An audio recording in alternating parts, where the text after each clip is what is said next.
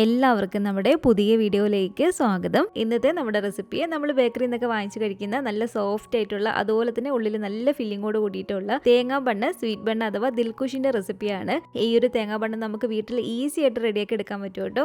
ഓവനിൽ വെച്ചിട്ടും അതുപോലെ തന്നെ ഓവൻ ഇല്ലാതെ ഗ്യാസ് അടുപ്പിൽ വെച്ചിട്ടും നമുക്കിത് അതുപോലെ തന്നെ നല്ല പെർഫെക്റ്റ് ആയിട്ട് റെഡിയാക്കി എടുക്കാൻ പറ്റും. രണ്ട് രീതിയിൽ ഞാനിതിൽ കാണിക്കുന്നുണ്ട് കേട്ടോ. അപ്പോൾ എല്ലാവർക്കും ചെയ്തിട്ട് എടുക്കാൻ പറ്റും. അപ്പോൾ ബേക്കറിയിൽ നിന്ന് വാങ്ങിക്കുന്ന അതേ ടേസ്റ്റിൽ ഈ ഒരു ദിൽകുഷ് എങ്ങനെയാണ് വീട്ടിൽ തയ്യാറാക്കുന്നതെന്ന് നമുക്കൊന്ന് കണ്ടു നോക്കാം. ഈ ഒരു വീഡിയോ കണ്ടുകൊണ്ടിരിക്കുന്ന സമയത്ത് നിങ്ങൾക്ക് ഇഷ്ടപ്പെടുവാണെങ്കിൽ മറക്കാതെ തന്നെ ഒരു ലൈക്ക് ബട്ടണും കൂടെ ഒന്ന് ക്ലിക്ക് ചെയ്യണേ. ചാനലൊന്ന് സബ്സ്ക്രൈബ് ചെയ്ത് സപ്പോർട്ടും കൂടി ചെയ്യുക.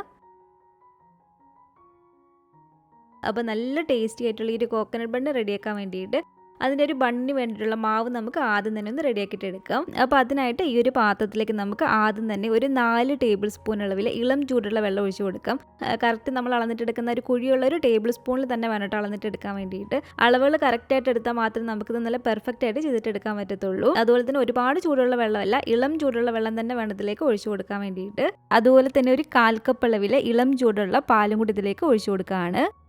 ഇനി ഇതിലേക്ക് ഒരു 5 ടേബിൾ സ്പൂൺ അളവിൽ പഞ്ചസാരയും ഒരു 1.25 ടേബിൾ സ്പൂൺ അളവിൽ ഈസ്റ്റും കൂടി ചേർത്ത് കൊടുക്കുകയാണ്. ഈസ്റ്റ് ഇതിലേക്ക് നമ്മൾ ചേർത്ത് കൊടുക്കുമ്പോൾ പ്രത്യേകം ശ്രദ്ധിക്കേണ്ടത് നല്ല ഫ്രഷ് ആയിട്ടുള്ള പുതിയ ഈസ്റ്റ് തന്നെ വേണം ചേർത്ത് കൊടുക്കാൻ വേണ്ടിയിട്ട്. കുറച്ച് പഴക്കമുള്ളതോ അല്ലെങ്കിൽ എക്സ്പയറി അടുക്കാറായിട്ടുള്ള ഈസ്റ്റൊന്നും നമ്മൾ ഇതിലേക്ക് ചേർത്ത് കൊടുക്കരുത്. അപ്പോൾ ഒരു ഈസ്റ്റും കൂടി ചേർത്ത് ഇതുപോലെ നന്നായിട്ട് ഇളക്കിയതിന് ശേഷം ഒരു 5-10 മിനിറ്റ് നമുക്കിതൊന്ന് അടച്ചു വെച്ച് കൊടുക്കാം. ആ ഒരു ഈസ്റ്റ് ഒന്ന് പൊങ്ങി കിട്ടാൻ വേണ്ടിയിട്ട്.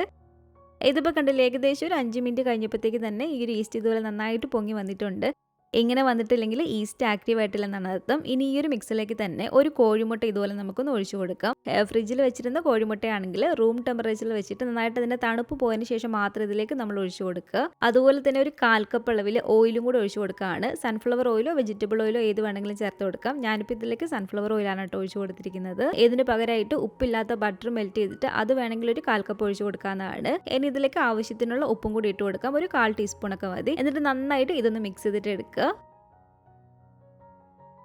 അപ്പോൾ ഇതെല്ലാം കൂടി ചേർത്ത് നന്നായിട്ട് നമ്മളൊന്ന് അടിച്ചെടുത്തതിന് ശേഷം ഇനി ഈ ഒരു മിക്സിലേക്ക് നമുക്ക് 2.5 കപ്പ് അളവിൽ മൈദ ഇട്ട് കൊടുക്കാം.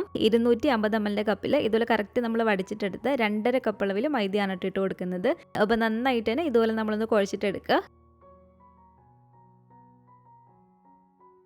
ഇതുപോലെ നമ്മൾ കുഴച്ചെടുക്കുന്ന സമയത്ത് നമ്മുടെ കയ്യിൽ ഒട്ടിപ്പിടിക്കുന്നതായിട്ട് തോന്നുന്നുണ്ടെങ്കിൽ കുറച്ച് ഓയിൽ കയ്യിലാക്കിയിട്ട് വീണ്ടും നന്നായിട്ടൊന്ന് കുഴച്ചിട്ടെടുത്താൽ മതി. ഇപ്പോൾ കണ്ടില്ല, നമ്മുടെ കയ്യിലൊന്നും ഒട്ടിപ്പിടിക്കാതെ നന്നായിട്ട് തന്നെ നമുക്കിത് കുഴച്ചെടുക്കാൻ പറ്റുന്നുണ്ട്. വീണ്ടും ഈ ഒരു മാവ് ഒരു 10 മിനിറ്റോളം നമ്മൾ തുടർച്ചയായിട്ടൊന്ന് കുഴച്ചിട്ടെടുക്കണം കേട്ടോ. ഈ ഒരു മാവ് കുറച്ചും കൂടി നല്ലൊരു സോഫ്റ്റ് ആയിട്ട് കിട്ടാൻ വേണ്ടിയിട്ടാണ്.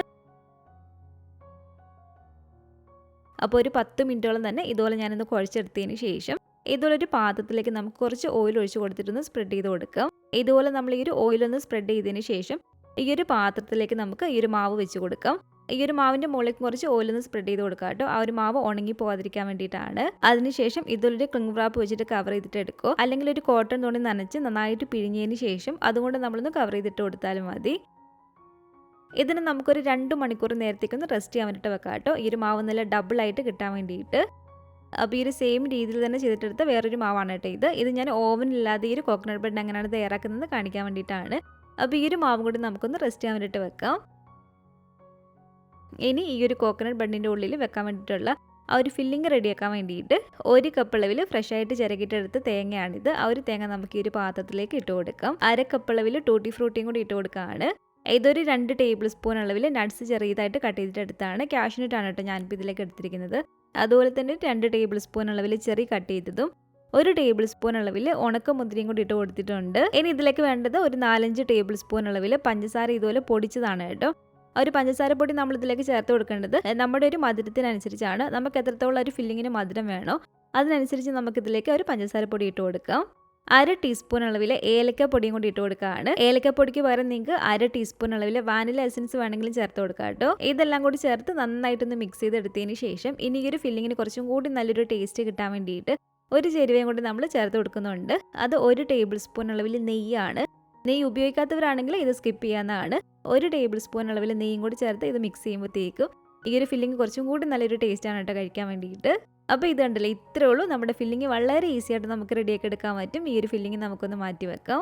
അപ്പോൾ ഈ ഒരു മാവ് എനിക്കിപ്പോൾ ഇവിടെ ഒരു 2 മണിക്കൂറൊക്കെ ആയപ്പോഴത്തേക്കും നല്ല ഡബിൾ സൈസായിട്ട് തന്നെ ഇതൊന്ന് പൊങ്ങി വന്നിട്ടുണ്ട്. ഇനി നമുക്കൊരു മാവ് ഒരു കൗണ്ടർ ടോപ്പിലേക്കോ അല്ലെങ്കിൽ ഒരു ചപ്പാത്തി പലകയിലേക്കോ വെച്ച് കൊടുത്തിട്ട് ഇതുപോലെ നമുക്കൊന്ന് കട്ട് ചെയ്തിട്ടെടുക്കണം രണ്ടായിട്ട്. ഇതുപോലെ നമ്മൾ കട്ട് ചെയ്തിട്ടെടുക്കുമ്പം ഒരു ഭാഗം കുറച്ച് വലുതും ഒരു ഭാഗം കുറച്ച് ചെറുതായിട്ടും ആ ഒരു രീതിക്ക് വേണ്ടിയിട്ട് കട്ട് ചെയ്തിട്ടെടുക്കാൻ വേണ്ടിയിട്ട് ഒരു ഭാഗം കുറച്ചൊന്ന് വലുതാക്കി ഒന്ന് കട്ട് ചെയ്തിട്ടെടുത്താൽ മതി ഇതുപോലെ. എന്നിട്ട് കുറച്ചൊന്ന് ചെറുതായിട്ടുള്ള ആ ഒരു മാവ് നമുക്ക് ആദ്യം ഒന്ന് പരത്തിയിട്ടെടുക്കാം. അപ്പോൾ ഈ ഒരു വലിയൊരു മാവ് നമ്മൾ അടച്ച് തന്നെ വെച്ച് കൊടുക്കുക കേട്ടോ, അല്ലെങ്കിൽ ആ ഒരു മാവ് ഇരുന്നങ്ങ് ഉണങ്ങിപ്പോവും. ഒരു കൗണ്ടർ ടോപ്പിലേക്കോ ചപ്പാത്തി പലകയിലേക്കോ ഇതിൽ കുറച്ച് മൈദ തൂക്കിയിട്ട് തന്നെ വേണം നമ്മളിത് പരത്തിയിട്ടെടുക്കാൻ വേണ്ടിയിട്ട്. നമ്മൾ ഏത് പാത്രത്തിലാണോ ഇത് ബേക്ക് ചെയ്യുന്നത് ആ ഒരു പാത്രത്തിൻ്റെ വലുപ്പത്തിനനുസരിച്ച് വേണം ഇത് പരത്തിയിട്ടെടുക്കാൻ വേണ്ടിയിട്ട്.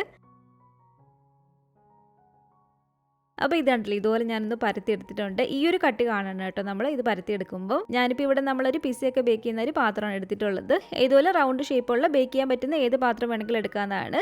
ഞാൻ ഈ ഒരു പാത്രത്തിൽ ഇതുപോലെ ഒരു ബട്ടർ പേപ്പർ കട്ട് ചെയ്തിട്ട് കൊടുത്തിട്ടുണ്ട്. ബട്ടർ പേപ്പർ ഇപ്പോൾ ഇല്ലെങ്കിൽ ഇട്ട് കൊടുക്കേണ്ട ആവശ്യമില്ല. കുറച്ച് ഓയിലൊന്ന് സ്പ്രെഡ് ചെയ്ത് കൊടുത്താൽ മതി. എന്നിട്ട് നമ്മൾ ഇപ്പോൾ പരത്തിയിട്ടെടുത്ത ഈ ഒരു മാവ് ഈ ഒരു പാത്രത്തിലേക്ക് ഇതുപോലെ വെച്ച് കൊടുത്തിട്ട് സൈഡൊക്കെ ഇതുപോലെ ഒന്ന് ലെവലാക്കി കൊടുക്കുക കേട്ടോ.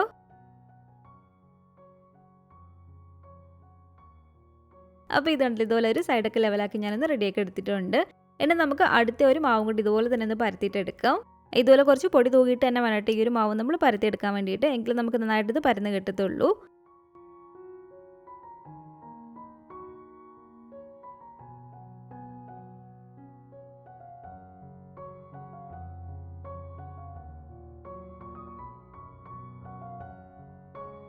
അപ്പോൾ ഇത് ഞാനിവിടെ നിന്ന് പരത്തിയെടുത്തിട്ടുണ്ട്.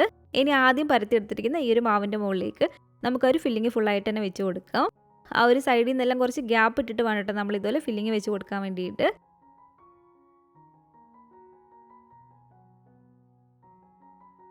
അപ്പോൾ ഇതുണ്ടല്ലോ ഇതുപോലെ ഒരു സൈഡിൽ നിന്നൊക്കെ കുറച്ച് ഗ്യാപ്പ് ഇട്ടിട്ട് ഇതുപോലെ ഒരു ഫില്ലിങ് ഫുള്ളായിട്ട് തന്നെ വെച്ച് കൊടുത്തിട്ടുണ്ട്. ഇനി ഇതിൻ്റെ മുകളിലേക്ക് നമ്മളിപ്പോൾ പരത്തിയെടുത്തിരിക്കുന്ന ഒരു മാവ് വെച്ച് കൊടുത്തിട്ട് ആ ഒരു സൈഡൊക്കെ നന്നായിട്ട് നമ്മളൊന്ന് ഒട്ടിച്ച് കൊടുക്കാം കേട്ടോ. ഈ ഒരു കാര്യം ഒന്ന് പ്രത്യേകം ശ്രദ്ധിക്കണം കേട്ടോ. ആ ഒരു സൈഡ് നമ്മൾ നന്നായിട്ട് പ്രസ് ചെയ്ത് അമർത്തി ഇതുപോലെ ഒന്ന് ഒട്ടിച്ച് കൊടുക്കണം. നന്നായിട്ട് ഒട്ടിയില്ലെങ്കിൽ നമ്മളിത് ബേക്ക് ചെയ്ത് എടുക്കുമ്പോഴത്തേക്കും കുറച്ചും കൂടി പൊങ്ങി ഇങ്ങനെ വരുമല്ലോ, അപ്പോഴത്തേക്കും ആ ഒരു സൈഡൊക്കെ പൊട്ടിപ്പോവും. ഒന്നെങ്കിൽ ഇതുപോലെ നന്നായിട്ട് അമർത്തി കൊടുത്ത് നന്നായിട്ട് തന്നെ ഒട്ടിച്ചിട്ടെടുക്കുക, അല്ലെങ്കിൽ ഇതുപോലെ ഒരു സൈഡൊക്കെ നമ്മളൊന്ന് പിരിച്ചിട്ടെടുത്താലും മതി. ഇതുപോലെ സൈഡെല്ലാം നന്നായിട്ട് തന്നെ ഒട്ടിച്ചെടുത്തതിന് ശേഷം ഇതിന് നമുക്ക് വീണ്ടും ഒരു 20-25 മിനിറ്റ് നേരത്തേക്കൊന്ന് റെസ്റ്റ് ചെയ്യാൻ വേണ്ടിയിട്ട് വെക്കാം. അപ്പോഴത്തേക്ക് ഈ ഒരു മാവ് കുറച്ചും കൂടി ഒന്ന് പൊങ്ങി കിട്ടും. അങ്ങനെ പൊങ്ങി വന്നതിന് ശേഷം മാത്രം നമ്മളിത് ബേക്ക് ചെയ്തിട്ട് എടുത്താൽ ഈ ഒരു ബണ്ണ് നല്ല പെർഫെക്റ്റ് ആയിട്ട് നമുക്ക് ആ ഒരു ബേക്കറിയിൽ നിന്നൊക്കെ കിട്ടുന്ന പോലെ നല്ല സോഫ്റ്റ് ആയിട്ട് കിട്ടത്തുള്ളൂ. അപ്പോൾ ഇതുപോലെ വീണ്ടും കവർ ചെയ്തിട്ട് ഒരു 25 മിനിറ്റ് നമുക്കിതൊന്ന് റെസ്റ്റ് ചെയ്യാൻ വേണ്ടിയിട്ട് മാറ്റി വെക്കാം. അപ്പോൾ ഇത് കണ്ടല്ലോ ഈ ഒരു ബണ്ണ് ഞാൻ ഓവനിലല്ലാതെ ചെയ്യാൻ വേണ്ടിയിട്ട് റെഡിയാക്കി എടുത്തിരിക്കുന്നതാണ്. ഈ ഒരു മാവ് 2 മണിക്കൂർ ആയപ്പോഴത്തേക്ക് നന്നായിട്ട് നല്ല ഡബിൾ സൈസായിട്ട് തന്നെ കിട്ടിയിട്ടുണ്ട്. നമ്മളിപ്പോൾ ചെയ്ത ഒരു സെയിം രീതിയിൽ തന്നെ ഈ ഒരു മാവ് കട്ട് ചെയ്ത് പരത്തി ഇതുപോലെ ഒരു ഫില്ലിംഗ് ഒന്ന് വെച്ച് കൊടുക്കാം കേട്ടോ ഒരു പാത്രത്തിൽ. ഞാനിപ്പോൾ ഇത് ഓവനിലല്ലാതെ ചെയ്യുന്നതുകൊണ്ട് ഇതൊരു കേക്ക് ടിന്നിലാണ് ബേക്ക് ചെയ്തിട്ട് എടുക്കുന്നത്. അതുകൊണ്ട് തന്നെ ഈ ഒരു മാവ് ഞാൻ ഒരു വലിയൊരു ബണ്ണ് റെഡിയാക്കാൻ വേണ്ടിയിട്ടും അതുപോലെ തന്നെ ഒരു ചെറിയ ബണ്ണിന് വേണ്ടിയിട്ട് മാറ്റുന്നുണ്ട് കേട്ടോ. ഇതുപോലുള്ള കേക്ക് ടിന്നൊക്കെയാണ് എടുക്കുന്നതെങ്കിൽ സൈഡ് കുറച്ചും കൂടി അങ്ങ് പൊങ്ങി അങ്ങ് വരും. അപ്പോൾ നിങ്ങൾ ഓവനിലില്ലാതെ ചെയ്യുന്ന സമയത്ത് ഞാൻ നേരത്തെ എടുത്ത പോലെ ഒരു പാത്രം എടുത്താൽ മതി. ഇനി ഇതിൻ്റെ ഉള്ളിലേക്ക് നമുക്കൊരു ഫില്ലിംഗ് ഫുള്ളായിട്ട് വെച്ച് കൊടുക്കാം. അതിനുശേഷം ആ ഒരു മാവും കൂടി പരത്തി ഇതിൻ്റെ മുകളിലേക്ക് വെച്ച് കൊടുത്തിട്ട് സൈഡൊക്കെ നന്നായിട്ട് തന്നെ ഒട്ടിച്ച് കൊടുക്കുക കേട്ടോ. നല്ല പോലെ തന്നെ അമർത്തി വേണം ഒട്ടിച്ച് കൊടുക്കാൻ വേണ്ടിയിട്ട്. ഇതുപോലെ ഒരു സൈഡെല്ലാം ഫുള്ളായിട്ട് ഒട്ടിച്ച് കൊടുത്തതിന് ശേഷം ഇത് നമുക്കൊരു 25 മിനിറ്റോളം റെസ്റ്റ് ചെയ്യാൻ വേണ്ടിയിട്ട് വെക്കാം, കുറച്ചും കൂടി ഒന്ന് പൊങ്ങി കിട്ടാൻ വേണ്ടിയിട്ട്. അപ്പോൾ ഇത് കണ്ടല്ലോ ഈ ഒരു മാവ് ഇവിടെ ഒരു 25 മിനിറ്റ് കഴിഞ്ഞിട്ടുണ്ട് കേട്ടോ, കുറച്ചൊന്ന് പൊങ്ങി വന്നിട്ടുണ്ട്. ഇനി ഇതിൻ്റെ മുകളിലേക്ക് നമുക്കൊരു എഗ് വാഷ് ഒന്ന് ചെയ്ത് കൊടുക്കണം. അതിനായിട്ടൊരു മുട്ടയുടെ ഒരു പകുതി നന്നായിട്ടൊന്ന് ബീറ്റ് ചെയ്തെടുത്തിട്ടുണ്ട് ഇതുപോലെ. അതിലേക്ക് 1 ടേബിൾ സ്പൂൺ അളവിൽ പാലും കൂടി ചേർത്ത് കൊടുത്തിട്ട് നന്നായിട്ടൊന്ന് മിക്സ് ചെയ്തിട്ട് എടുക്കുക. എന്നിട്ട് ഈ ഒരു മിക്സ് ഈ ഒരു ബണ്ണിൻ്റെ എല്ലാ ഭാഗത്തും എത്തുന്ന രീതിയിൽ നന്നായിട്ട് തന്നെ ഇതുപോലെ ഒന്ന് സ്പ്രെഡ് ചെയ്ത് കൊടുക്കുക കേട്ടോ. ഇതുപോലെ നമ്മളൊരു എഗ് വാഷ് ചെയ്യുമ്പോഴാണ് പുറമേ നല്ലൊരു ഡാർക്ക് കളറായിട്ട് കിട്ടുന്നത് കേട്ടോ. ബേക്കറിയിൽ നിന്നൊക്കെ നമ്മളിത് വാങ്ങിക്കുമ്പോൾ പുറമേ അത്യാവശ്യം നല്ല ഡാർക്ക് കളറായിട്ടാണ് കിട്ടുന്നത്. ഇനി നിങ്ങൾക്ക് മുട്ട ഉപയോഗിക്കാൻ താല്പര്യമില്ലെങ്കിൽ ചെറിയൊരു ലൈറ്റ് കളർ മതി എന്നുണ്ടെങ്കിൽ ഓയിൽ വേണമെങ്കിൽ ബ്രഷ് ചെയ്ത് കൊടുക്കാം, അല്ലെങ്കിൽ പാല് മാത്രം വേണമെങ്കിൽ ബ്രഷ് ചെയ്ത് കൊടുക്കാനാണ്. പക്ഷേ അത്രയും ഒരു കളർ ഉണ്ടാവത്തില്ലെന്ന് മാത്രമേ ഉള്ളൂ. ബേക്ക് ചെയ്യാൻ പോകുന്നതിന് മുമ്പ് നമ്മൾ ഈ ഒരു സൈഡ് ഒന്നും കൂടി ഒന്ന് ഒട്ടിച്ച് കൊടുക്കണം കേട്ടോ. അതുപോലെ തന്നെ നമ്മളിത് ബേക്ക് ചെയ്യുന്ന സമയത്ത് ഇത് ഒരുപാടങ്ങ് പൊങ്ങി വരാതിരിക്കാൻ വേണ്ടിയിട്ട് ഇതിലൊരു ഫോർക്ക് വെച്ചിട്ട് അവിടെ ഇവിടെ ആയിട്ടൊന്ന് കുത്തി കൊടുക്കുക. ഒരുപാട് ആഴത്തിലങ്ങ് കുത്തണ്ട, പതിയെ ഇതുപോലെ കുത്തി കൊടുത്താൽ മതി. പതിയെ ഇതുപോലെ ചെറിയ ചെറിയ ഹോൾസ് ഇട്ട് കൊടുത്താൽ മതി. അപ്പോൾ ഒരു മുട്ടയുടെയും പാലിൻ്റെ ഒരു മിക്സ് നന്നായിട്ടൊന്ന് സ്പ്രെഡ് ചെയ്ത് കൊടുത്തതിന് ശേഷം ഇനി നമുക്കിതൊന്ന് ബേക്ക് ചെയ്തിട്ട് എടുക്കാം. ഒരു 170 ഡിഗ്രി സെൽഷ്യസിൽ നമ്മളിത് ബേക്ക് ചെയ്തിട്ട് എടുത്താൽ മതി കേട്ടോ. അപ്പോൾ 170 ഡിഗ്രി സെൽഷ്യസിൽ ആദ്യം നമ്മളൊരു 5 മിനിറ്റ് ഓവൻ ഒന്ന് പ്രീ ഹീറ്റ് ചെയ്യുക. എന്നിട്ട് 170 ഡിഗ്രി സെൽഷ്യസിൽ തന്നെ നമ്മൾ കേക്കൊക്കെ ബേക്ക് ചെയ്യുന്ന പോലെ മുകളിലത്തെയും താഴത്തെയും കോല് ചൂടാകുന്ന രീതിയിൽ ഫംഗ്ഷൻ വെച്ച് കൊടുക്കുക. എന്നിട്ട് ഇതുപോലെ നമ്മൾ ഓവനിൽ വെച്ച് കൊടുക്കുന്ന സമയത്ത് ഏറ്റവും താഴത്തെ റാക്കിൽ വേണം കേട്ടോ വെച്ച് കൊടുക്കാൻ വേണ്ടിയിട്ട്. ഏകദേശം ഒരു 25 to 30 മിനിറ്റ് ഒക്കെ ആകുമ്പോഴത്തേക്കും നന്നായിട്ട് തന്നെ നമ്മുടെ ഒരു കോക്കനട്ട് ബൺ ഇവിടെ റെഡിയായി കിട്ടും.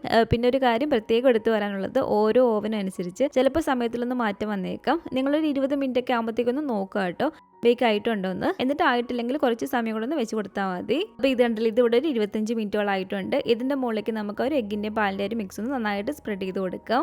ഇതിൻ്റെ മുകളിലേക്ക് ഇതുപോലെ ചെറിയ ചെറിയ ഹോൾസ് നമുക്ക് ഇട്ട് കൊടുക്കാം. നമ്മളിത് ഓവനിലല്ലാതെ ചെയ്യാൻ വേണ്ടിയിട്ട് ഒരു അടി കട്ടിയുള്ളൊരു പാത്രം എടുത്താൽ മതി. അടി കട്ടിയുള്ള ഇതുപോലെ ഒരു നോൺ സ്റ്റിക്കിൻ്റെയോ അല്ലെങ്കിൽ ഒരു അലുമിനിയത്തിൻ്റെ എടുക്കുക. അടി കട്ടിയുള്ളൊരു പാത്രം വേണമെന്ന് മാത്രമേ ഉള്ളൂ. ഈ ഒരു പാത്രത്തിൽ ഇതിലൊരു സ്റ്റാൻഡ് ഇറക്കി വെച്ച് കൊടുക്കണം കേട്ടോ. എന്നിട്ട് അടച്ചു വെച്ച് കൊടുത്തിട്ട് ഒരു മീഡിയം ഫ്ലെയിമിൽ ഒരു 6 മിനിറ്റോളം നമുക്ക് ഈ ഒരു പാത്രം ഒന്ന് പ്രീഹീറ്റ് ചെയ്യണം. മീഡിയം ഫ്ലെയിമിൽ ഒരു 6 മിനിറ്റോളം ഈ ഒരു പാത്രം പ്രീഹീറ്റ് ചെയ്തതിന് ശേഷം ഇനി നമുക്ക് ഇതിൻ്റെ ഉള്ളിലേക്ക് ഈ ഒരു പാത്രം ഇറക്കി വെച്ച് കൊടുക്കാം. ഇതുപോലെ ഗ്ലാസ് ടൈപ്പ് മൂടിയാണെങ്കിൽ, ഇതുപോലെ ഹോൾ ഉള്ളതാണെങ്കിൽ നമ്മളൊരു അലുമിനിയം ഫോയിൽ എന്തെങ്കിലും വെച്ചൊന്ന് കവർ ചെയ്ത് കൊടുക്കണം കേട്ടോ, ആവി ഒട്ടുന്നതിന് പുറത്തേക്ക് പോകാതിരിക്കാൻ വേണ്ടിയിട്ടാണ്. എന്നിട്ട് ഒരു മീഡിയം ഫ്ലെയിമിനും ലോ ഫ്ലെയിമിനും ഇടയ്ക്ക് വെച്ച് കൊടുക്കുക കേട്ടോ. തീ ഒരുപാട് കൂട്ടിയിട്ട് കൊടുക്കരുത്, പെട്ടെന്ന് ഇതങ്ങ് കരിഞ്ഞു പോകും. ഒരുപാട് തീരെ അങ്ങ് കുറയ്ക്കാൻ വേണ്ട. മീഡിയം ഫ്ലെയിമിനും ലോ ഫ്ലെയിമിനും ഇടയ്ക്ക് നമ്മൾ ഒരു 25 മിനിറ്റോളം വെച്ച് കൊടുക്കുക. 25 മിനിറ്റിന് ശേഷം വീണ്ടും നമ്മൾ തീ നന്നായിട്ട് കുറച്ച് വെച്ച് കൊടുത്ത് ഒരു 15 മിനിറ്റും കൂടി മാത്രം ഒന്ന് വെച്ച് കൊടുത്താൽ മതി. ഗ്യാസ് അടുപ്പിൽ വെച്ചിട്ട് ചെയ്യുമ്പോൾ ഇതിൻ്റെ ടോട്ടൽ കുക്കിംഗ് ടൈം വരുന്നത് ഒരു 35 to 40 മിനിറ്റോളം ആണ്. അപ്പോൾ ഇതുണ്ടല്ലോ, ഓവനിൽ വെച്ചത് കറക്റ്റ് എനിക്കൊരു 25 മിനിറ്റ് ഒക്കെ കഴിഞ്ഞപ്പോഴത്തേക്കും നന്നായിട്ട് ബേക്കായി വന്നിട്ടുണ്ട് കേട്ടോ. ഇത് നമുക്ക് ഇതുപോലെ പുറത്തേക്ക് എടുത്തിട്ട് ഇതിൻ്റെ മുകളിലേക്ക് ഇതുപോലെ കുറച്ച് ബട്ടർ ഒന്ന് സ്പ്രെഡ് ചെയ്ത് കൊടുക്കാം. ഇതുപോലെ നമ്മൾ ബട്ടർ ഒന്ന് സ്പ്രെഡ് ചെയ്തതിന് ശേഷം ഒരു തുണിയോ വലിയിട്ടൊന്ന് കവർ ചെയ്തിട്ട് ഈ ഒരു ബണ്ണ് നന്നായിട്ട് തണുക്കാൻ വേണ്ടിയിട്ട് വെച്ച് കൊടുക്കാം കേട്ടോ. നന്നായിട്ട് തണുത്തതിന് ശേഷം മാത്രമേ നമ്മളിത് കട്ട് ചെയ്ത് കഴിക്കാവുള്ളൂ. അപ്പോൾ ഇതുണ്ടല്ലോ, ഓവനിലല്ലാതെ ചെയ്തതും എനിക്കൊരു 40 മിനിറ്റ് അടുക്കാറായപ്പോഴത്തേക്ക് നന്നായിട്ട് ബേക്കായി വന്നിട്ടുണ്ട്. ഇത് നമ്മളൊരു സ്റ്റിക്ക് വെച്ചൊന്ന് കുത്തി നോക്കുക കേട്ടോ. ആ ഒരു സ്റ്റിക്ക് നല്ല ക്ലീൻ ആയിട്ടാണ് വന്നിരിക്കുന്നത്. പുറമേ ഒരുപാടങ്ങ് കളറങ്ങ് വരത്തില്ലെന്ന് മാത്രമേ ഉള്ളൂ. പക്ഷേ ടേസ്റ്റ് നമ്മൾ ഓവനിൽ വെച്ചതും ഇതും ഒരേ ടേസ്റ്റ് തന്നെയാണ്. അപ്പോൾ ഇതിൻ്റെ മുകളിലേക്ക് നമുക്ക് കുറച്ച് ബട്ടർ ഇതുപോലെ സ്പ്രെഡ് ചെയ്ത് കൊടുത്തിട്ട് നന്നായിട്ട് തണുക്കാൻ വേണ്ടിയിട്ട് വെക്കാം കേട്ടോ. അപ്പോൾ ഇതുണ്ടല്ലോ, ഇതിവിടെ നന്നായിട്ട് തന്നെ തണുത്ത് വന്നിട്ടുണ്ട്. നന്നായിട്ട് തണുത്തതിന് ശേഷം മാത്രം നമ്മളിത് കട്ട് ചെയ്ത് നോക്കുക.